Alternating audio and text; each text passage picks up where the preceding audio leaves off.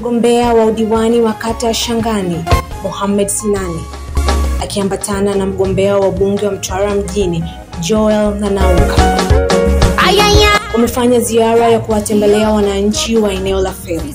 Katika ziara hiyo, viongozi hao walinadi sera zao kwa wananchi. Ajenda yangu kubwa kama mgombea wa bunge ni kuimarisha uchumi wa wananchi wangu na kuongeza kipato chao. Tunaweka hiyo Oktoba, Mama Samia. Mgombea ubunge Joel Nanauka aliahidi kuimarisha uchumi wa wananchi wa Mtwara kupitia mipango ya maendeleo na uwezeshaji wa sekta mbalimbali.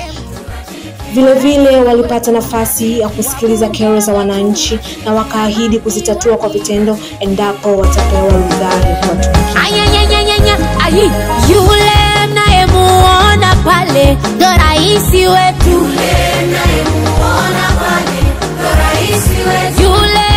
Na kuahidi kushughulikia changamoto zinazowakabili.